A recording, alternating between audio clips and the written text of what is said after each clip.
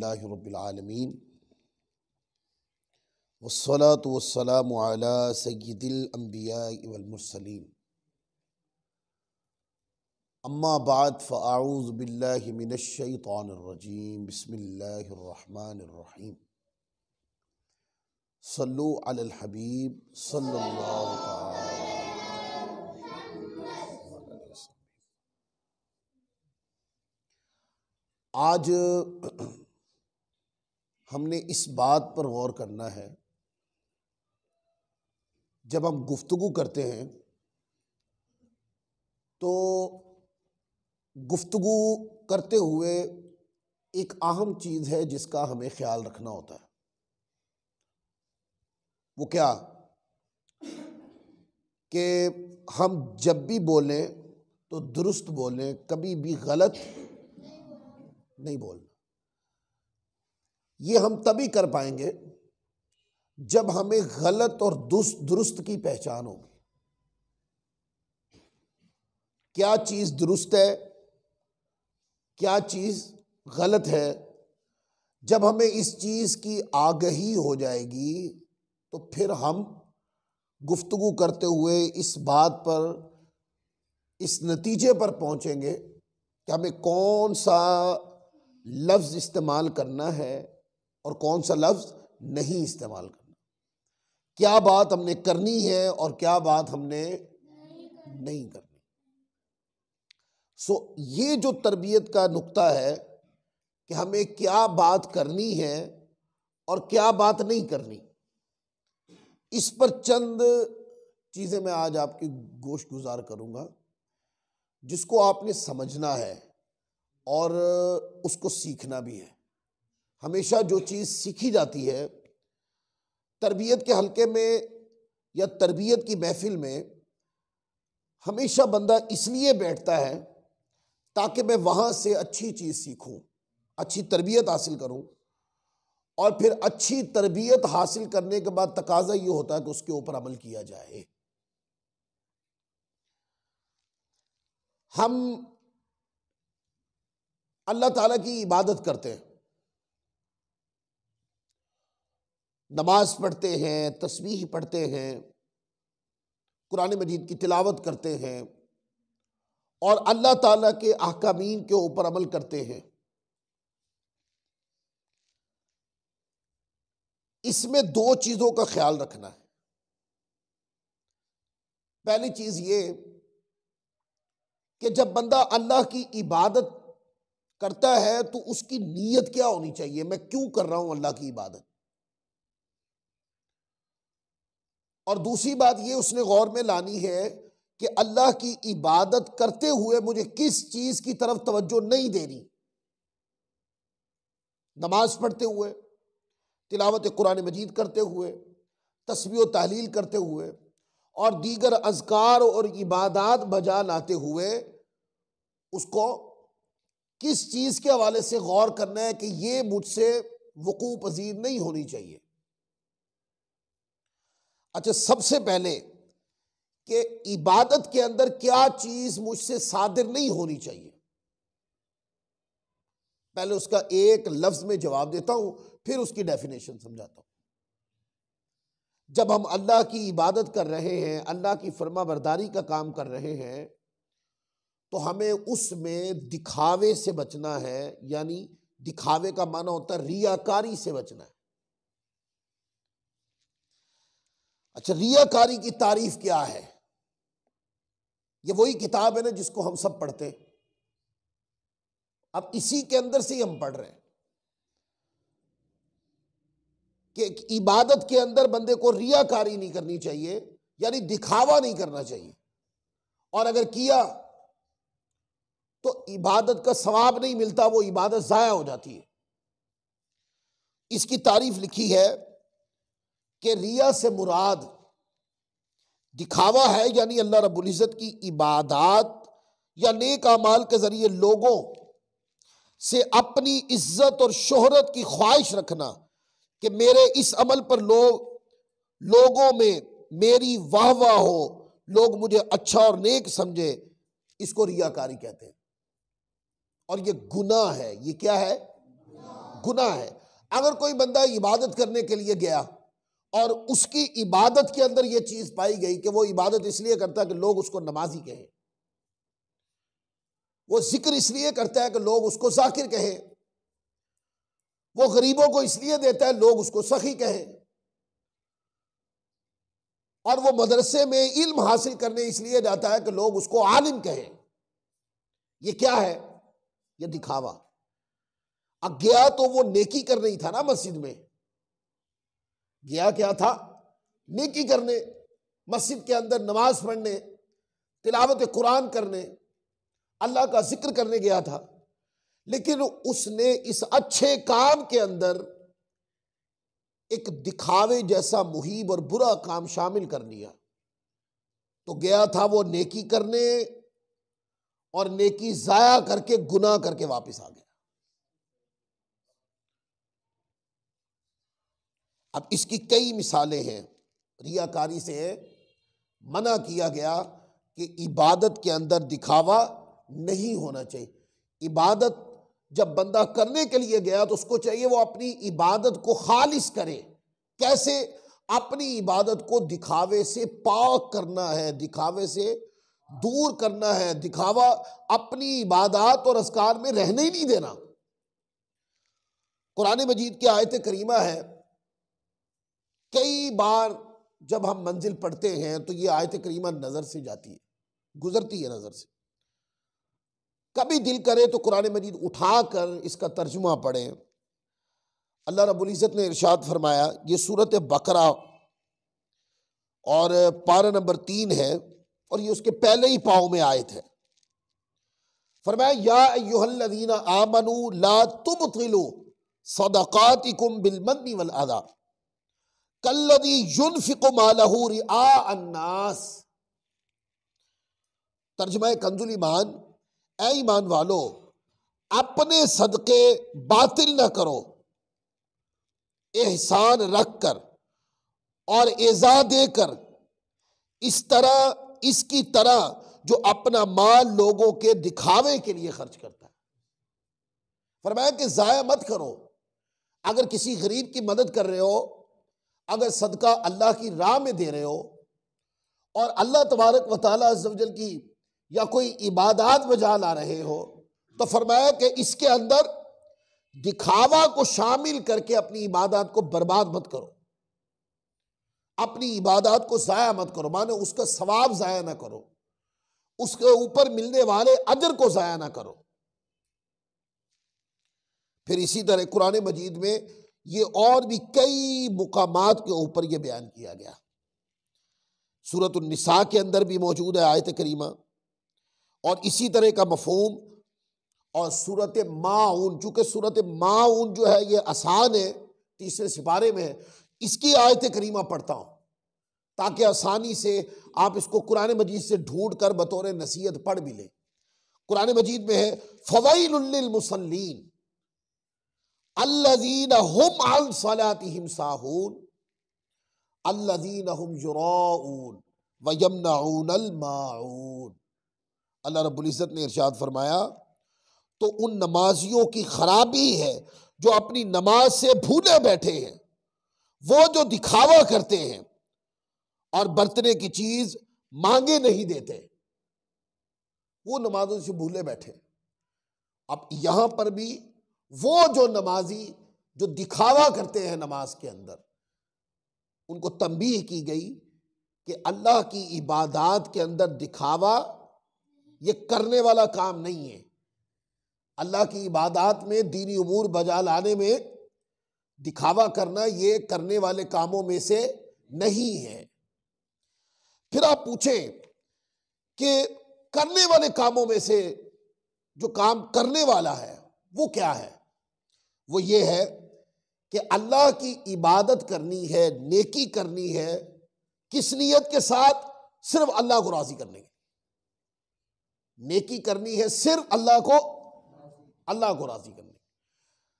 जब बंदा अपनी इबादत के अंदर यह नियत करता है कि किसी को दिखाने की नियत नहीं करता, वो कहता है कि मैं सिर्फ अल्लाह की रजा के लिए इबादत करता हूं, अपने माबूद को राजी करने के लिए मैं इबादत करता हूं, मैं अल्लाह की फर्मा बरदारी के लिए इबादत करता हूं, मैं हुसूल सवाब के लिए मैं इबादत करता हूं, तो वो इबादत क्या होती है? कामिल होती है। वो अल्लाह की बारगाह में मकबूल होती है और उस इबादत पर अजर दिया जाता है। और आपको पता है, जब बंदा इबादत इस नीयत से करता है कि मैं इबादत अल्लाह की रजा के लिए कर रहा हूं, मैं अल्लाह को राजी करने के लिए इबादत कर रहा हूं, मैं अल्लाह ताला की फरमा बरदारी के लिए इबादत कर रहा हूं, इसको कहते हैं इखलास के साथ इबादत करना। क्या कहते हैं? इबादत करना। अब नतीजे की तरफ आते, इबादत के अंदर रियाकारी नहीं होनी चाहिए, बल्कि इबादत में इखलास होना चाहिए। इबादत में क्या नहीं होना चाहिए? रियाकारी। और क्या होना चाहिए? इखलास। रियाकारी दिखावा है जो अल्लाह को पसंद नहीं है, और इखलास क्योंकि उसमें नीयत अल्लाह की रजा की होती है, ये अल्लाह को पसंद है, इससे इबादत मकबूल होती। सो जिसकी इबादत के अंदर दिखावा देखे, जिसकी इबादत में दिखावा होगा, वो इबादत रद्द हो जाएगी। और जिस इबादत में, जिस जिक्र में, जिस तिलावत कुरान के अंदर इखलास होगा, लिल्लाहियत होगी, अल्लाह की रजा होगी, अल्लाह की खुशनुदी होगी, वो इबादत मकबूल होंगी, उन इबादत पर अजर दिया जाएगा। अब एक बात मैंने समझा दी, इबादत में करने वाला काम भी बता दिया और ना करने वाला काम भी। करने वाला काम इखलास है, ना करने वाला काम रियाकारी है। अच्छा, ये सिर्फ इबादत में नहीं है। जो मोमिन होता है हमेशा, अब ये इस मौजू से हटकर अगली बात आपको समझाने लगा हूं। आप कोई भी काम करें, एक दुनियावी तजर्बे की बात बता रहा हूं। आप समझते हैं ना कि एक आम काम जिसका ताल्लुक इबादत से भी नहीं है, आप उसको अचीव करना चाहते हैं, उस तालीम के इख्तिताम को, उस कामयाबी को अचीव करना चाहते हैं। आपको पता कामयाबी कब हासिल होगी? आप दुनिया के भी किसी शोबे में चले जाएं, अगर आप वो काम किसी को दिखाने के लिए करेंगे तो बीच में ही रह जाएंगे। और अगर मेहनत करेंगे अपने मुकाम पर पहुंचने की और उस हदफ को सामने रखकर उस हदफ के मेयार की मेहनत करेंगे, किसी को दिखावा मकसूद नहीं होगा, तो आप इज्जत भी पाएंगे, उस मुकाम को भी हासिल कर लेंगे। भाई इबादत में तो रियाकारी हराम है ना, दिखावा कर ही नहीं सकते। और इखलास के साथ इबादत करने का हुक्म है। दुनियावी उमूर के अंदर भी अगर आप कामयाबी चाहते हैं तो उसके अंदर भी तवज्जो हदफ के ऊपर होगी, और हदफ की ऊंचाई के मुताबिक नियत में पुख्तगी और इरादे के अंदर सख्ती होगी, और उसके मुताबिक मेहनत होगी, तो फिर आप उस कामयाबी को हासिल करेंगे। अच्छा चले, अब आगे चलते हैं। कुरान मजीद ने इखलास वालों की भी मिसाल दी कि जो लोग इखलास वाले हैं उनकी तारीफ में कई आयतें कुरान मजीद में आई। ये मजमून पूरे कुरान मजीद में अहादीस नबविया में मुख्तलिफ मुकाम पर आया।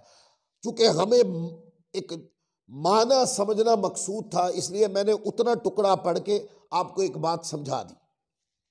अब आ जाए, हम गुफ्तगू करते हैं, गुफ्तगू के अंदर एक ऐसी, कभी वो छोटी होती है, कभी वो बड़ी होती है गलती, लेकिन अगर उसकी हैसियत के एतबार से देखें तो वो बड़ी गलती होती है। अगर उसके इस एतबार से कि उसका नुकसान कम हुआ या ज्यादा हुआ, इस एतबार से देखें तो कभी छोटी होती है, कभी वो बड़ी होती है। लेकिन अगर उसको उसकी नफ्स ज़ात के एतबार से देखें तो वो बड़ी ही बीमारी है, बड़ा ही गुनाह है। वो क्या है? वो है झूठ। झूठ एक ऐसी बीमारी है, जब बंदा अपनी तबीयत में इसकी आदत बनाने लगता है तो कामयाबी के रास्ते में जहां तक वो कामयाब होता है, और झूठ की आदत जब उसको शुरू होती है तो वो वहां से पीछे पांव आना शुरू हो जाता है, उसका आगे का सफर खत्म हो जाता है। लिहाजा खास कर तुलबा को कभी भी झूठ की आदत नहीं रखनी चाहिए, क्योंकि वो तरबियत के हल्के में बैठते हैं, सुबह से लेकर शाम तक अपने उस्ताद मोहतरम की सोबत में बैठते हैं और सीखते हैं। और आपको पता है तालिब इल्म को नुकसान कब होना शुरू होता है? जब वो अपनी गलती अपने आप से और अपने उस्ताद से छुपाने लग जाता है। उसकी इस्लाह के सारे दरवाजे बंद होते हैं और झूठ का आसरा लेने लगता है। अब झूठ है क्या? झूठ कहते हैं खिलाफ वाक़या बात को बयान कर देना। वक्ती तौर तो ये काम करके वक्ती तौर बंदा वक्त पास कर लेता है, लेकिन उसके जो मुज़र असरात होते हैं वो बाद में मुरतब होते हैं। एक मिसाल है, मदरसे में कोई बच्चा आया, उस्ताद साहब ने पूछा कि बेटे आप लेट क्यों आए हैं? उन्होंने ये समझा कि शायद अगर मैं सच बोलूंगा तो उस्ताद साहब नाराज होंगे। उन्होंने बात को बदला, हकीकत वाकया को एक और रंग दिया और बात को बदल के झूठ बोला और कोई ऐसी इल्लत बयान कर दी जिस पर उस्ताद साहब ने कोई नाराजगी का इजहार नहीं किया और कहा कि ठीक है आप बैठ जाए। अब जो अपनी जो बीमारी थी ना जिस वजह से लेट आए, या वो कमजोरी वो कमी जिस वजह से मदरसतुल मदीना के वक्त की पाबंदी नहीं कर सके, वो छुपा ली और उसके ऊपर आगे इश्तिहार किसी और मजबूरी का लगा दिया। हमने क्या किया? हमने झूठ बोल के सबसे पहला काम यह किया कि अपना ऐब छुपा दिया, अपना गुनाह छुपा दिया, अपनी गलती छुपा दी। और कहां छुपाई? गली बाजार में नहीं, ऐसी जगह पे छुपाई है जहां से गलतियां ठीक होती हैं, जहां पर तरबियत होती है, कमियां गलतियां दुरुस्त होती हैं, जहां पर वहां पर हमने अपनी गलती छुपा दी। अब मुझे बताएं, गली बाजार में तो वाकई गलतियां दुरुस्त नहीं होती, लेकिन उस्ताद की जो मायत और सोबत होती है वो तो तरबियत की जगह होती है, वहां से गलतियां दुरुस्त होती है। जहां गलतियां दुरुस्त होती है वहां हमने गलती छुपा दी। अब इसका नुकसान क्या होगा? इसका नुकसान ये होगा कि जिस गलती को आपने छुपाया है उस मौजू पर आपकी तरबियत नहीं हो सकी, नसीहत ही नहीं हो सकी, आपको समझा ही नहीं सके। हो सकता है कि आप सच बोलते तो उस्ताद साहब आपको कोई तरीका बताते, कोई नसीहत करते, आपको कोई रास्ता बता देते कि बेटे ये तरीका है, आप इसको अपनाएं, आप मदरसे में वक्त पे आना शुरू हो जाएंगे। आपने क्या किया? गलती छुपा कर उसके साथ अपनी कमजोरी भी, गलत बयानी के साथ अपनी कमजोरी छुपा दी। ये मैं आपको झूठ की छोटी सी, झूठ बोलने के बाद छोटी सी बीमारी जो लगती है ना, ये बताई। झूठ से झगड़े भी होते, और झूठ एक ऐसा है, जब हम बंदा कुरान पढ़ता है तो जुबान पाक होती है कि नहीं? बोलिए, जब हम कुरान पढ़ते हैं तो जुबान पाक होती है कि नहीं? इस पर एक वाकया सुनो। हजरत इमाम सुलेमान जजूली रहमतुल्लाह अलैह, जिन्होंने दलाइलुल खैरात लिखी, आप एक जगह वुजू कर रहे थे तो कुएं का पानी नीचे चला गया था। आपने कोशिश की पानी लेने की, लेकिन पानी ऊपर नहीं आया, यानी पानी बहुत मुश्किल से निकाला जाना था। टीले पे एक लड़की चढ़ी हुई थी, बच्ची छोटी। तो उस बच्ची ने कहा कि आपकी विलायत के तो बड़े चर्चे हैं, तो पानी निकाल क्यों नहीं लेते? आपने मुस्कुरा कर फरमाया कि बेटे आप निकाल लेंगी? उसने कहा हाँ मैं निकाल लूंगी। फरमाया कि आओ और फिर निकालो पानी। कैसे निकालती? मैं तो हाथ लगा के नीचे तक कोशिश कर रहा हूं पर पानी नहीं निकल रहा। तो आप तो मुझसे छोटी है, तो पानी कैसे निकालेंगी? वो बच्ची टीले से ऐसे नीचे आई और आकर उस कुएं में थूक फेंक दिया, पानी ऊपर आ गया। तो आपने पूछा कि बेटे क्या पढ़ती हैं आप? उसने कहा कि मैं रोजाना नबी पाक सल्लल्लाहु अलैहि वसल्लम की जात पे दरूद पढ़ती हूँ। अब अदद मुख्तलिफ है किताबों में, किसी में 10 बार पढ़ती हूँ या इससे ज्यादा या कम, मैं दरूद पढ़ती हूँ। तो बरकत आ गई कि नहीं? आका की जात पे दरूद पढ़ने से जुबान पर बरकत आई कि नहीं है? और मुझे बताओ, कुरान अल्लाह का कलाम है, पढ़ेंगे तो जुबान में बरकत आएगी कि नहीं? तो जब हम अल्लाह का कुरान पढ़ते हैं तो हमारी जुबान पाक हो जाती है। तो फिर एक सवाल है जब हम अपनी जुबान पाक कर लेते हैं तो आपको पता है झूठ बोलने से इसकी नहुसत भी होती है, रूहानी तौर पर जुबान पलीत भी हो जाती है। झूठ बोलने से, गीबत करने से, बुहतानबाजी करने से, चुगली करने से, ये वो बीमारियां हैं कि जो ज़ाहिरन नजर तो नहीं आती पर रूहानी तौर पर बड़ी असरअंदाज होती है। इसकी नहुसत सामने आती। मतलब एक बंदा नमाज पढ़ता था, बड़ी तवज्जो से नमाज पढ़ता था, लज्जत से नमाज पढ़ता था, शौक से पढ़ता था नमाज, लेकिन यकदम क्या हुआ कि वो नमाज पहले 5 पूरी पढ़ता था, अब वो 2 छोड़ने लग गया।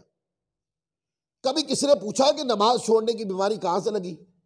हो सकता है कि झूठ की आदत ने यह बीमारी डाली हो सकता है कि गीबत की तबाहकारियों में से हो, ये चुगली करने की वजह से हो, कि उसकी नहुसत की वजह से अब ये नहुसत यहां तक आई कि पहले हम झूठ बोलकर किसी को धोखा देते थे और उस गुनाह की नहुसत ये हुई कि हम नमाज की लज्जत से भी जाने लगे।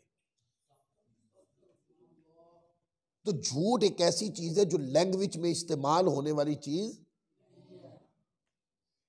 कितनी चीजें ऐसी हैं हम इम्तियाज कर लेते हैं कि ये खाने वाली चीज नहीं है, इम्तियाज कर ले ये पहनने वाली चीज नहीं है, इधर जाना, ये जगह आन जाने वाली नहीं है। इस्तेमाल करते हैं कि नहीं? महसूस कर लेते हैं दिमाग से कि भाई, फिर फैसला भी दे देते हैं और नहीं भी ये जाने वाली जगह नहीं, ये मिलने वाला आदमी नहीं है, ये खाने वाली चीज। तो फिर जब हम गुफ्तगू करते हैं तो उस वक्त हम क्यों नहीं गौर करते कि ये चीज बोलने वाली नहीं है? इसके मुकाबले में एक पाक और तैयब और ताहिर और अच्छी चीज है, वो क्या? सच। अच्छी, पाक, तैयब, ताहिर, नूरानियत वाली चीज है सच। हम उस अच्छी चीज को इग्नोर करके, दरगुजर करके, छोड़ के एक बदबूदार झूठ को अपनी जुबान पर लाकर अपनी जुबान को पलीद करते हैं। आखिर क्यों? लिहाजा जुबान पर कलाम में इस्तेमाल होने वाली चीजों में जो करनी चाहिए वो है सच, और जो नहीं करनी चाहिए वो क्या है? झूठ।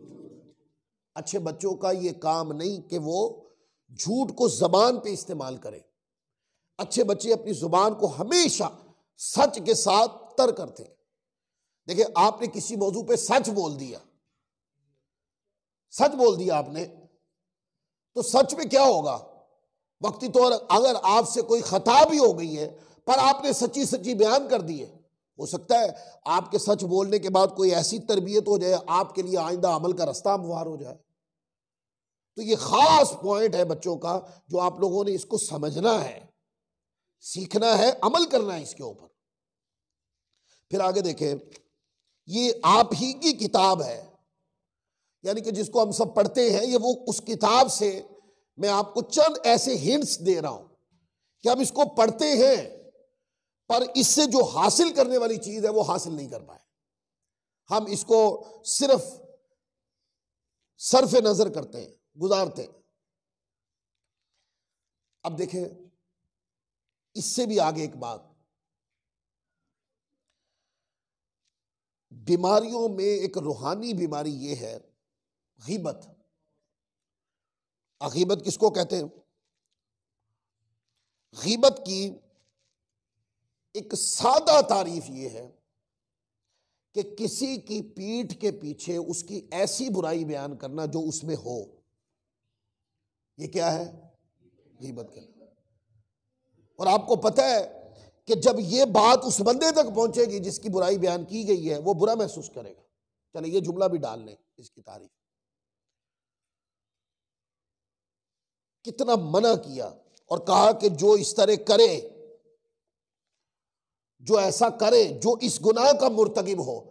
कुरान मजीद फरमाता है, वला यग़्तब बअदुकुम बअदा अयुहिब्बु अहदुकुम अन यअकुल लहमा अखीही मैतन फकरिहतुमूह।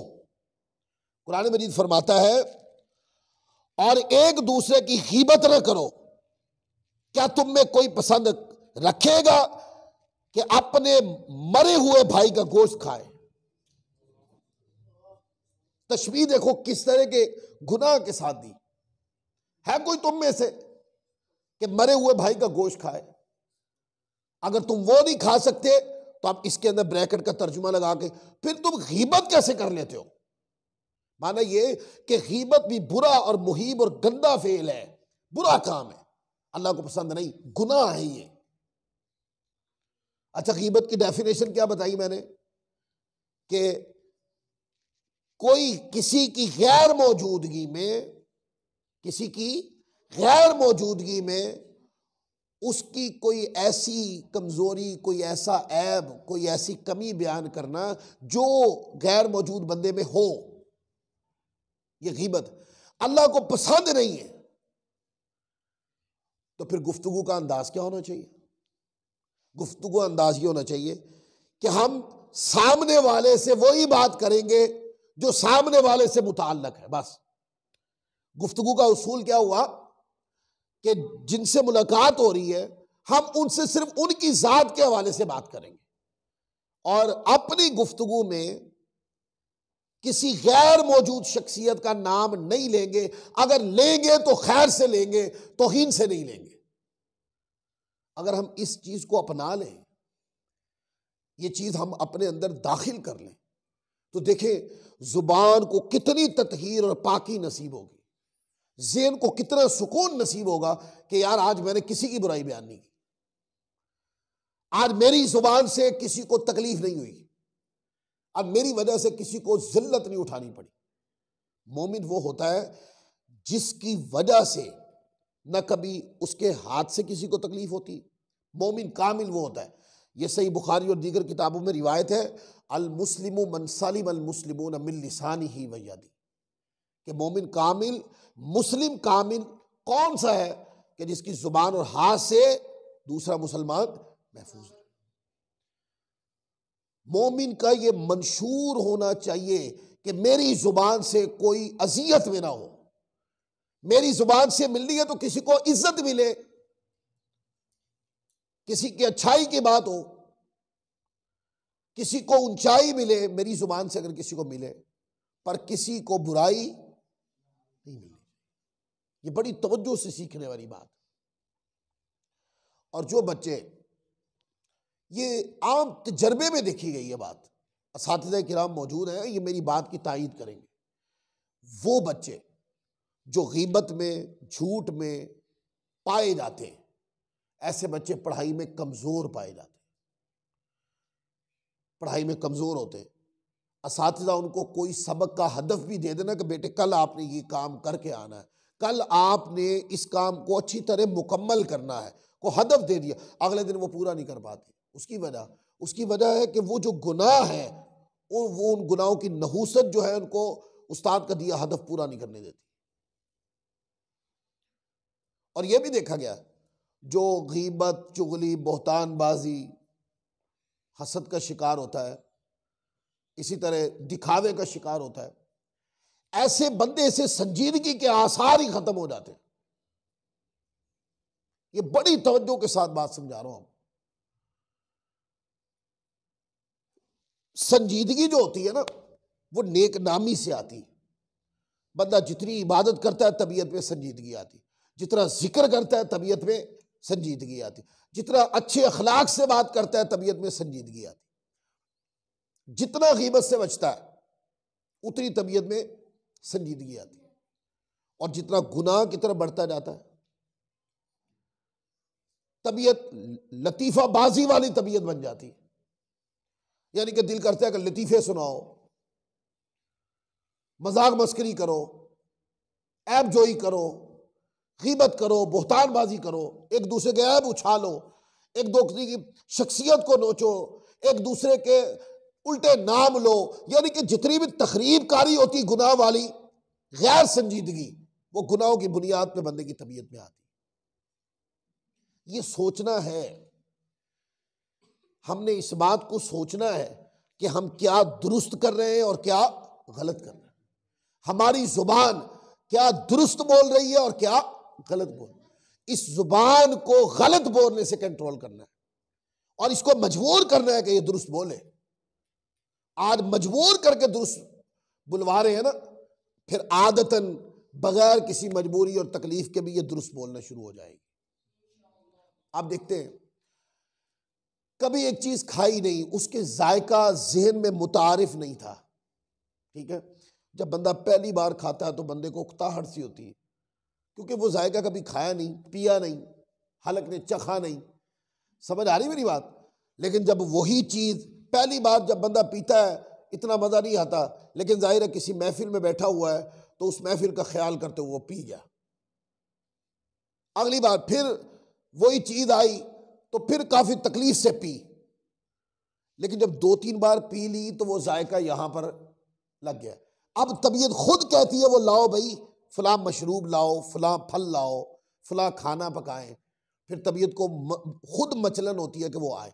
ये तरीका होता है बेटे, ये समझाना होता है अपने आप को कि पहली बार सच बहुत मुश्किल से बोला जाता है, पहली बार गीबत से बहुत मुश्किल बचा जाता है, पहली बार नमाज पढ़ने के लिए तबीयत को बड़ी मुश्किल से आमादा किया जाता है, पहली बार अपने आप को झूठ से बचाने में बड़ी मुश्किल पेश आती है।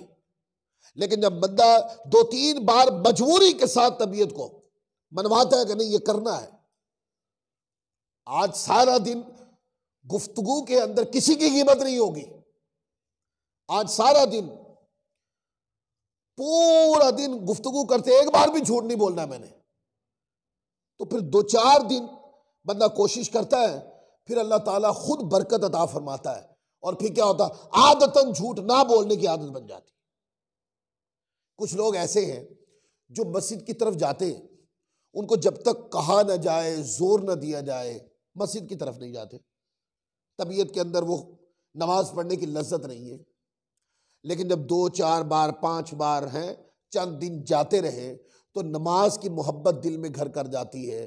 तो पहले तबीयत को खींच के मस्जिद की तरफ ले जाया जाता था, लेकिन चूंकि अब बार बार नमाज पढ़ी है तो तबीयत को आदत सी हो गई है। जब अजान आती है तो तबीयत कहती है सारे काम छोड़ो, वुजू करो, पहले नमाज पढ़ो।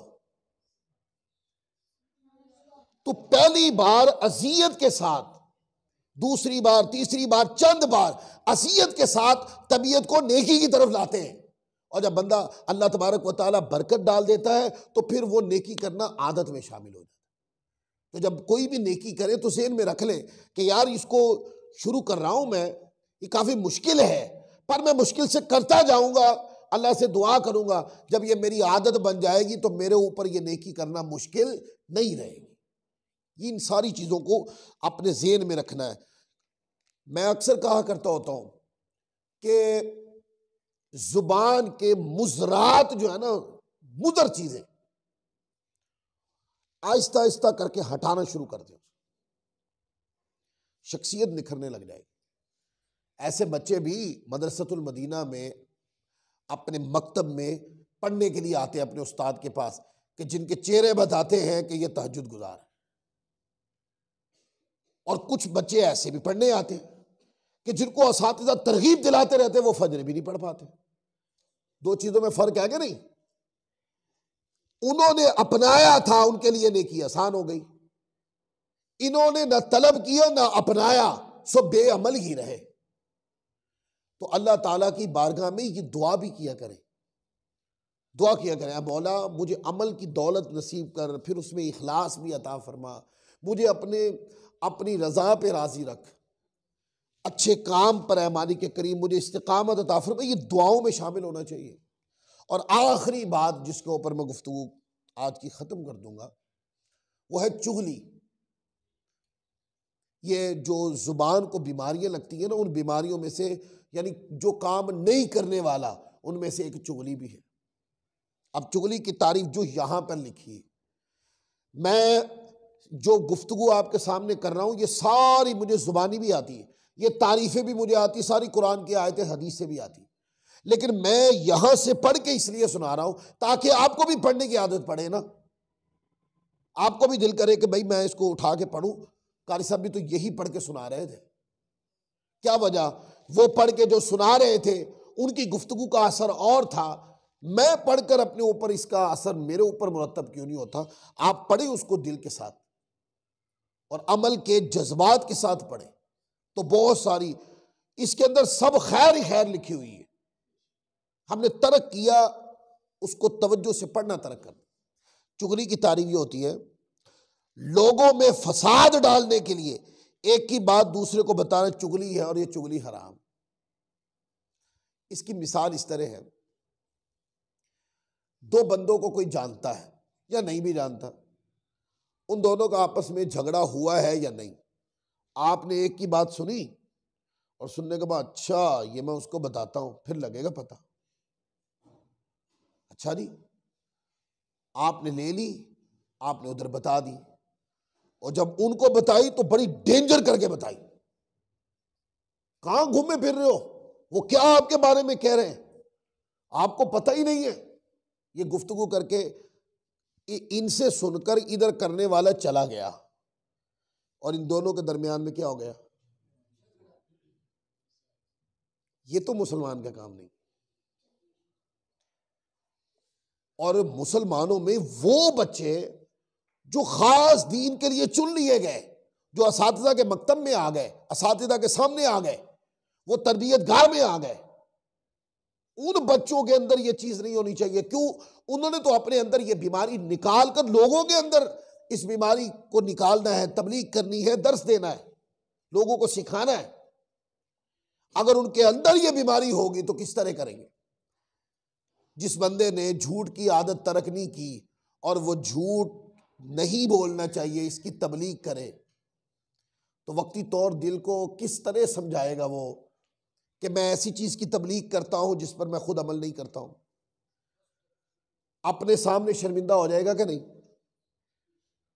जब भी उसके सामने ये बात बयान की जाती, झूठ एक बुरी चीज है, इल्मन समझता है कि एक बुरी चीज है, पर अमल तर्क नहीं करता, बंदा अपने सामने शर्मिंदा हो गया कि नहीं।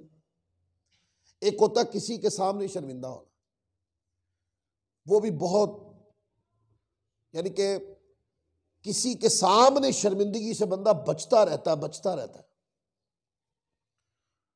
और ये उससे बढ़कर है कि बंदा खुद अपने सामने शर्मिंदा हो गया।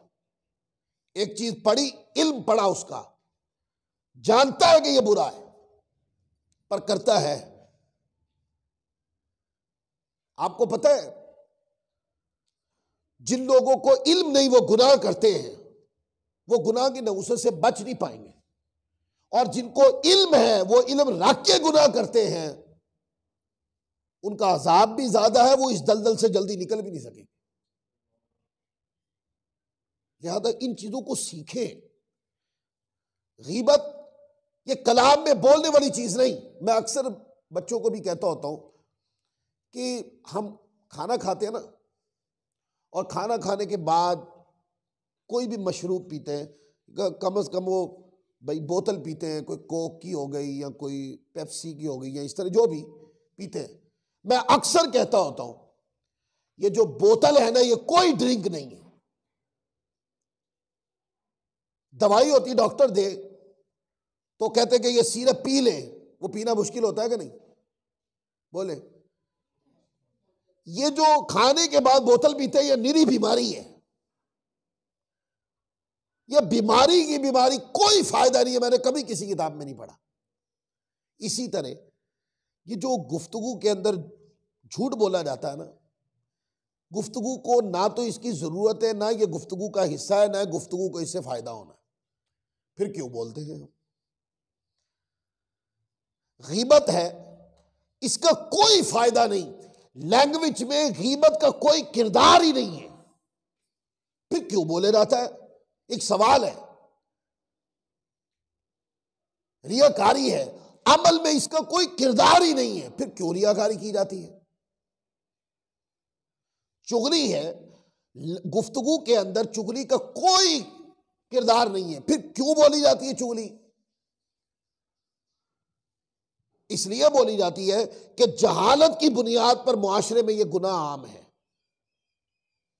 अच्छा, जहालत की बुनियाद पर यह मुआशरे में गुनाह आम है, तो फिर पढ़े लिखे लोग क्यों करते हैं, यह सवाल है मेरा। कि जब यह जहालत की बुनियाद पर, ना जानने की बुनियाद पर यह गुनाह है, तो फिर पढ़े लिखे बच्चों में तो यह नहीं होना चाहिए। जो पढ़ते हैं सातिज़ा पर बैठकर इसको बतौर निसाब कवर करते हैं, इसके मुज़र असरात को भी जानते हैं, फिर उनके अंदर ये कमियां क्यों नजर आती हैं? ये सवालिया निशान है। इसलिए मैंने कलाम की ताकि आपको समझ आए कि हमारी लैंग्वेज में गीबत हो, झूठ हो, चुगली हो, रियाकारी हो, ये अमल में और लैंग्वेज में, गुफ्तगू में ये कोई हिस्सा नहीं रखते। हाँ, अगर आप चाहते हैं कि मेरी गुफ्तगू खूबसूरत हो, संवरे, उसके लिए क्या है? मेरा अमल संवरे। आप अमल संवारना चाहते हैं, आप इखलास की तरफ आ जाएं। आप गुफ्तगू संवारना चाहते हैं ना, तो आप सच की तरफ आ जाएं। आप झूठ से अपने आप को बचाने की तरफ आ जाएं। आप गीबत से अपने आप को बचाने की तरफ आ जाएं। आप चुगली से अपने आप को बचाने की तरफ आए। अगर आप वाकई कोई हदफ रखते हैं अपने आप को संवारने का, तो फिर आप उस तरफ आए जिसमें आपको फायदा है।